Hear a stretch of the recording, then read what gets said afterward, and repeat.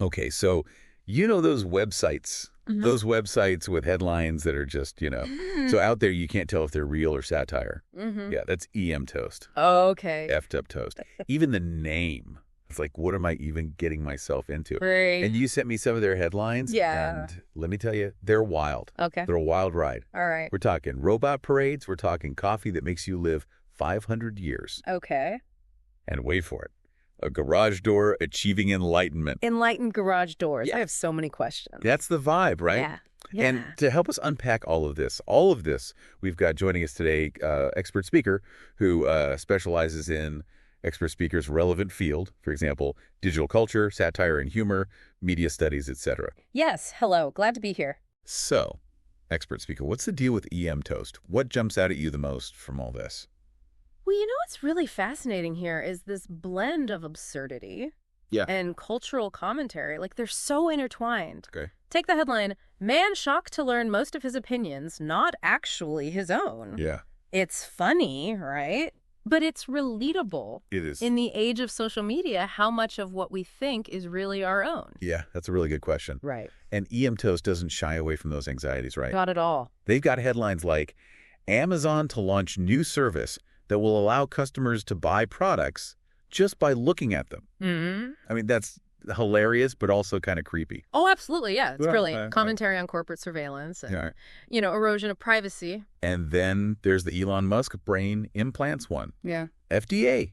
Yeah. Today's Elon Musk's brain implants. People now think they're him. Exactly. And it plays on our very real worries about losing our individuality in a world where technology is becoming more and more central to our lives. Yeah. It's like, are we becoming more like our technology? Is our technology becoming more like us? Like, where's the line? It's so blurry. It is very blurry these days, but it's not all doom and gloom, though, right? Right. There's a lot of humor in EMToast. Oh, absolutely. Right. Yeah. I mean, I laughed out loud at the garage door achieves enlightenment. Humanity still stuck. It's a classic. It's pure unadulterated escapism. It's a release, right? Yes. They exaggerate the absurdity of everyday life, and that lets us just laugh at the chaos and feel a little less overwhelmed by it all. And they've been doing this for a long time. They have. I mean, these headlines you sent over, some of them are from way back in 2008. Wow. And there was one about and it's a completely different tone, but it's like rapist viciously beaten by victim's children during attack. Yeah. Yeah. Like, it's almost like edgy for the sake of being edgy. Right. Right. Right. And that shift in tone, I think, is really telling. Yeah.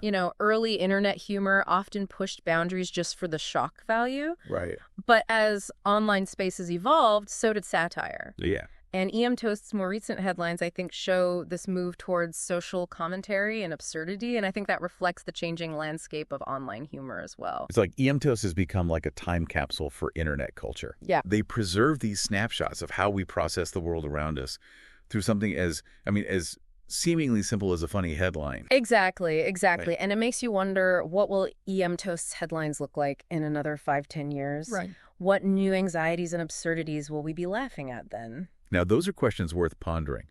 But before we get too lost in the future of Effect Up Toast, I want to take a closer look at how they craft this very unique brand of humor. Okay.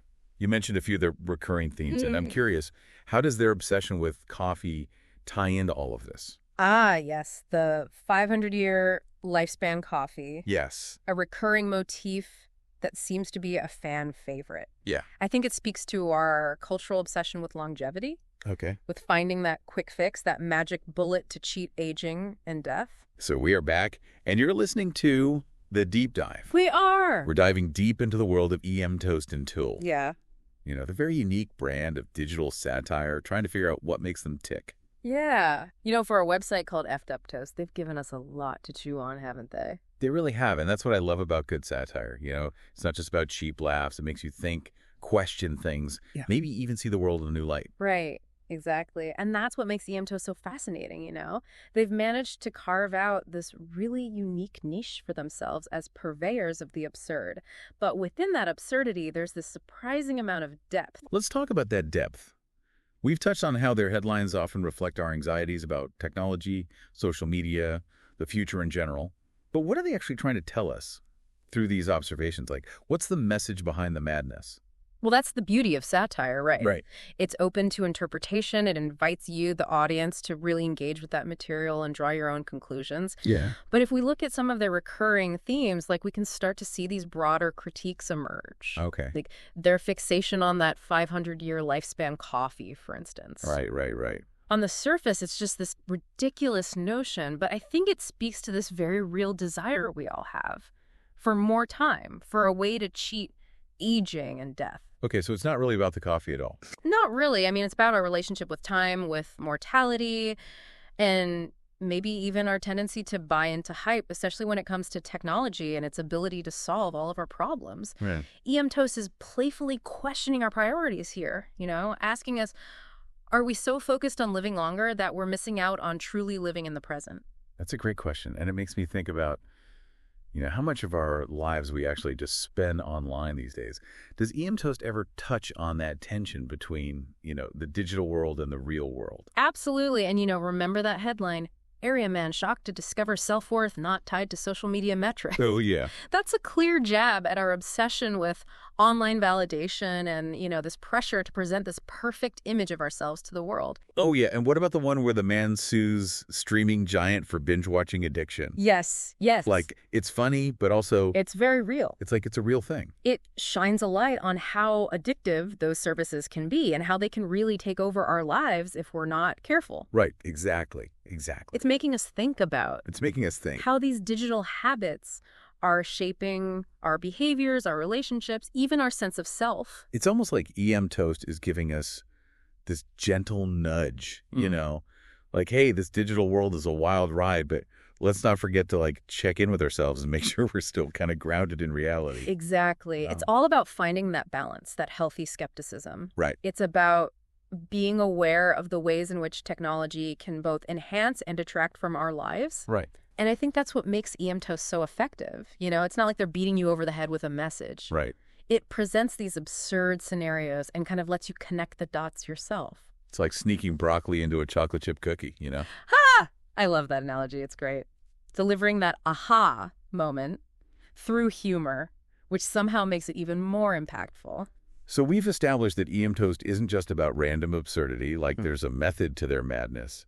But not everyone loves EMToast, right? Sure. Humor is subjective. Oh, absolutely. What would you say to those who might find their brand of humor, too out there, too niche, or even a bit juvenile? Sure, yeah. You're absolutely right. Humor is subjective. Not every joke is going to land for every person. But I think that's okay. For those who enjoy absurdity, social commentary, intellectual playfulness, EMToast offers something truly unique. Right. And what about the name? What about F-Teched Up Toast? I imagine that's a turn-on for some people. Perhaps. But I think it's important to remember that EMToast doesn't take itself too seriously. And in a world where everything online can feel so polished and curated, that in itself, I think, can be refreshing. That's a very good point. So how does their brand of humor contribute to that sense of, not taking things too seriously? Well, it disarms you, right? Yeah. That name, those headlines, it's all a signal to kind of let your guard down, embrace the absurdity, and maybe even laugh at yourself a little bit in the process. Because, let's face it, the world can be a pretty absurd place. Truer words have never been spoken. Right. And as we navigate this ever-evolving digital age, I think we need spaces like EMToast, spaces that allow us to laugh at the chaos and find humor in the unexpected. And maybe even learn something about ourselves along the way, which brings us to the heart of what we're trying to uncover today. Why does any of this matter? We'll be back after the break to tackle that very question.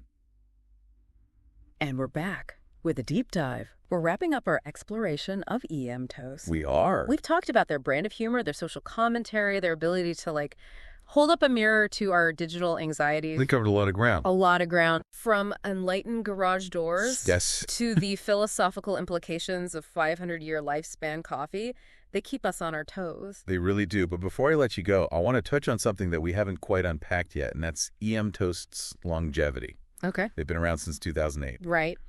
What is it about their brand of humor that's allowed them to not just survive, but thrive for so long? Well, I think it speaks to their ability to adapt and evolve alongside internet culture, you know? Okay. They're not afraid to poke fun at new trends, new technologies, new anxieties as they emerge. And they've captured the zeitgeist, like these headlines you sent me, is span over 15 years. Exactly. It's incredible. Like they've managed to stay relevant, and that's no small feat in the ever-changing landscape of the digital world, you know? It's like they have this finger on the pulse of what we're all thinking and feeling, but maybe don't always say out loud, you know? Right. They give us permission to just laugh at the absurdity of it all. Because whether it's fear of missing out, or the pressure to be constantly connected, or just the ever-increasing role technology plays in our lives, there is a lot to be anxious about There is. these days. Oh, absolutely. So if EMToast is this reflection of our digital anxieties, our fascination with technology, our shared human experience in this increasingly strange and wonderful world, what does their enduring appeal tell us about ourselves?